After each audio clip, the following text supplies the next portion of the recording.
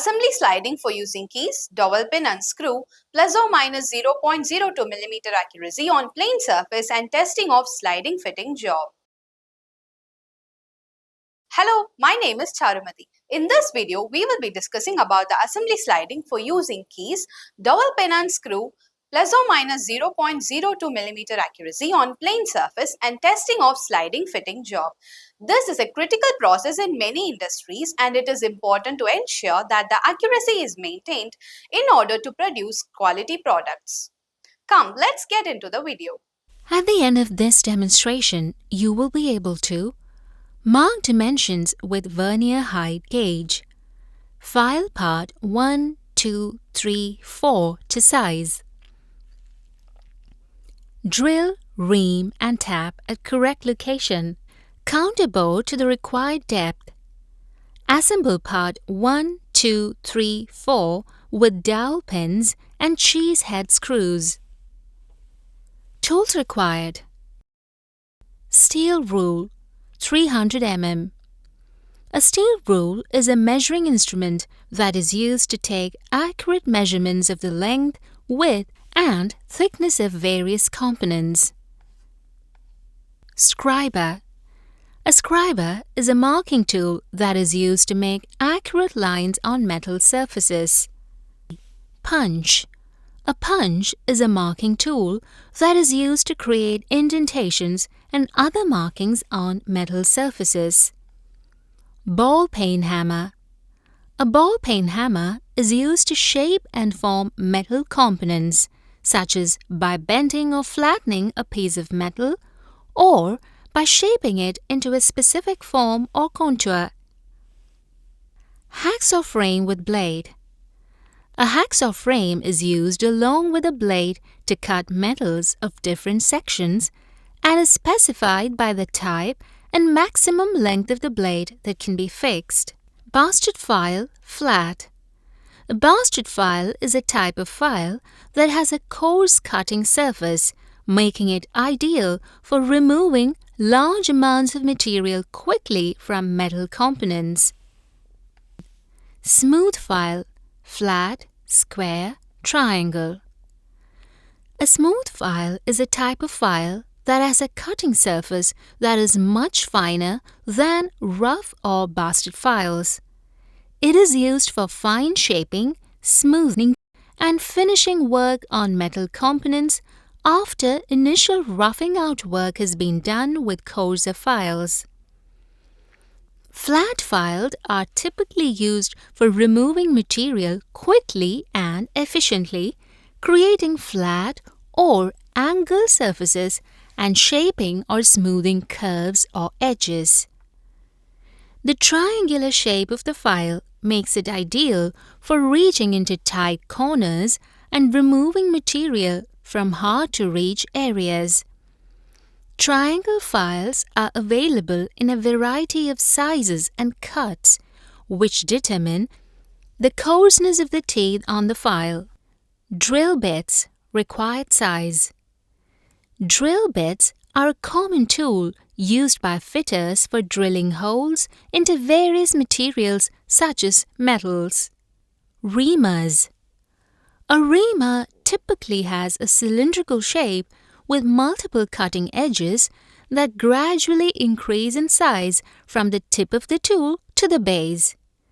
The cutting edges are usually made of high-speed steel or carbide, which are highly resistant to wear and can produce a smooth and accurate surface finish. Tap set. The taps in a tap set are designed to cut threads of specific sizes and shapes and are typically made of high-speed steel or carbide. Taps are available in different shapes and sizes, including straight fluted taps, spiral point taps, and spiral flute taps, among others. Counterbore tool.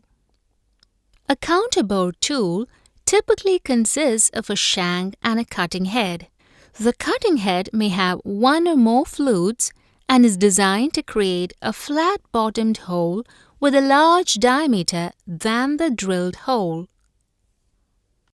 Equipment required. Surface plate or table. Surface plates are used to measure the flatness and precision of other components such as machine parts, tools, and fixtures. They are also used for layout and inspection work where precision and accuracy are critical. Vernier height gauge. A vernier height gauge, also known as a height gauge or a height caliper, is a precision measuring instrument used in metalworking and mechanical engineering to measure the height of objects, and also it's used to make precise marking on the jobs. Angle plate. An angle plate is a work-holding device used in metalworking and machining that is designed to hold and support workpieces at a precise angle to perform marking function using tools like vernier height gauge. Bench vise. A bench vise is a work-holding device that is mounted on a workbench or table and is used to hold a workpiece firmly in place during machining, cutting, filing, drilling, or other work. Vernier caliper. A vernier caliper is a precision measuring tool used in metalworking and mechanical engineering to measure the internal and external dimensions of objects as well as the depth and step measurements. Machines required.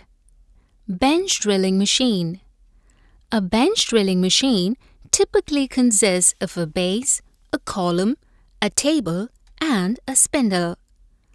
The spindle is mounted vertically and is driven by an electric motor which rotates a cutting tool such as a drill bit. Pedestal grinding machine. A pedestal grinding machine, also known as a pedestal grinder, is a stationary machine tool used to shape and sharpen metalworking tools, drill bits, and other parts. Materials required. Mild steel flat 65 × 10 mm. MS flat or mild steel flat is a type of steel product that is flat in shape and has a rectangular cross-section. Dowel pin diameter 6 to 20 mm. Dowel pins are small cylindrical rods that are used to hold two or more parts together in precise alignment. Cheesehead screw M6 20 mm. A cheesehead screw is a type of machine screw or bolt that has a cylindrical head with a flat top surface and rounded edges resembling a wheel of cheese. Key 12 × 16 mm. Before starting job, there are some preliminary checks to be made. Those are as follows. The first check to be made is raw material check. Check the raw materials for its size. Next, we are going to file all the parts. File the parts 1 to its overall sizes, maintaining an accuracy plus or minus 0.02 mm with flatness and squareness.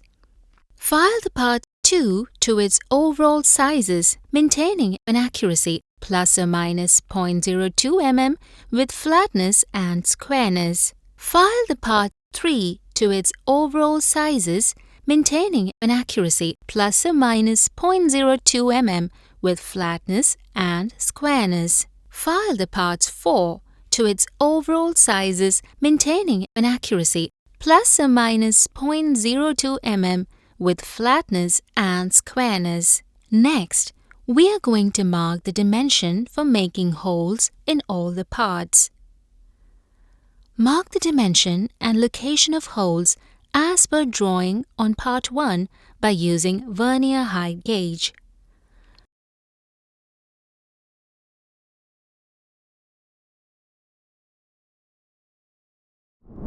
Mark the dimension and location of holes as per drawing on part 2 by using vernier height gauge.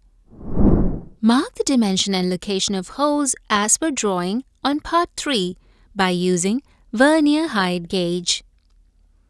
Now, we are going to punch witness marks in all the parts. Punch on the location of holes on part 1 using center punch. Punch on the location of holes on parts 2 using center punch. Punch on the location of holes on parts 3 using center punch. File the parts to its size and shape. Now, let's begin the process. Set all 4 pieces together and clamp them with parallel clamps and check the squareness by using tri-square. Hold all the pieces together along with clamps on a drilling machine table and center drill on part 2 and 3 in all hole locations. Remove the center drill from the drill chuck and fix diameter 5.8 mm twist drill and drill through hole on part 2 to fix dowel pin without disturbing the position of job.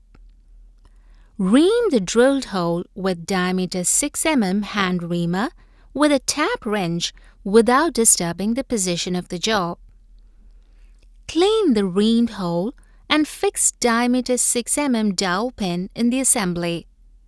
Similarly, drill other drill hole, ream and fix dowel pin in part 3 without disturbing the assembly. Fix diameter 5 mm twist drill and drill through hole on part 1 and 2 in assembly without disturbing the job to cut M6 internal thread in part 1 to fix cheese head screw.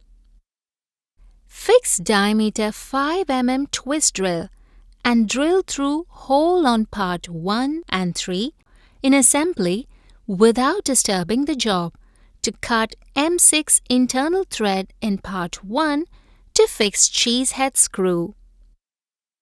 Similarly, drill diameter 5 mm drill through holes in part 1, 2 and 3 without disturbing the job to cut M6 internal thread in part 1. Disassemble the setting and separate the part 1, 2, 3 and 4 of job pieces. Fix counter bore tool in drilling machine spindle and counter bore in part 2 and 3 to fix M6 cheese head screw. Fix countersink tool and chamfer both ends of internal thread, cutting holes 1 mm into 45 degree in part 1. Hold the part 1 in bench vise and cut M6 internal thread in all 4 holes. Clean the threads without burrs. Finish file on all the parts and deburr in all the corners of the jobs. Assemble all the parts as shown in the job drawing. Let's have a recap of what we have learned today.